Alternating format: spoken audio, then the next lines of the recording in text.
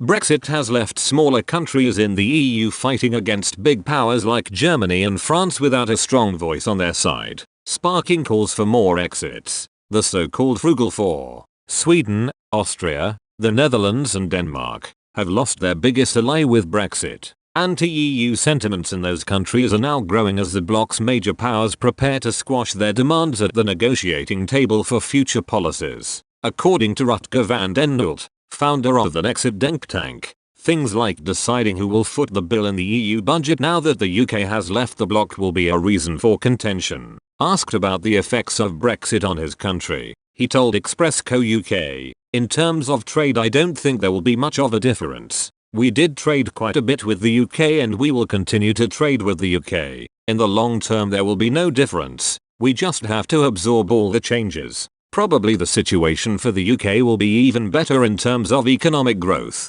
So I believe the UK made a really good step to get out because that freedom has a lot of value. But we're the losers in the European project. For the Netherlands in the long term without the UK in the EU, it will be a harder game to play. Most likely the UK would have been part of the Frugal Five, rather than Four, because they are also keen on stricter budgeting, and things like that. So without the power of the UK, our colour will fade. So in negotiations for us it will be more of a case of accepting the terms of the others rather than to put a knife on the table and say this is what we want or we're not going to do this anymore, etc. He continued. To give an example of that, the budget of the EU has not gone down after the UK left the EU, which would have been logical. The consequence of this is that the other net contributors, like the Netherlands, have to pay significantly more. So by leaving, the UK had a negative effect on the Netherlands in terms of the EU budget. There will be therefore downsides for the Netherlands there, but the biggest downside will remain that we won't have that strong voice anymore for the making of the future policies.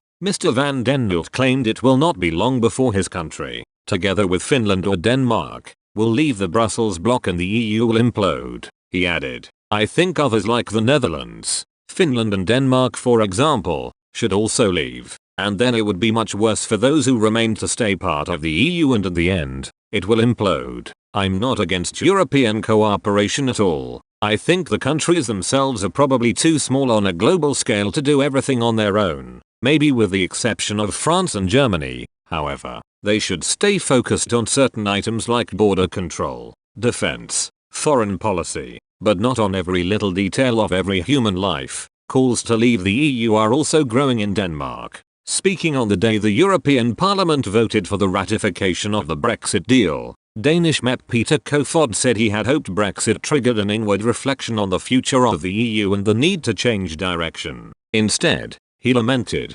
Brussels responded with a plan for more EU, which could lead more countries to leave the bloc, including Denmark. Mr. Kofod blasted, "At the same time I'm happy and sad about Brexit. Happy because Brexit has been carried out, but also sad because the EU has developed in such a poor direction that a majority of the Brits think it's no longer attractive. Brexit is the result of too much EU. It's good that the result of the referendum is respected. It's also good that they take back power from the EU, and once again I congratulate the Brits on the agreement they have made," he added. "I had hoped that Brexit really would have started an inward reflection in the EU system, that they had questioned why a majority of British people preferred to be outside of the EU. That really hasn't happened. Instead, they've now started an even further reaching EU project. Common borders, common economy, with lots of money handed out to South and Eastern Europe. Exactly what has made many of us enough is enough. But we've just been given more of it.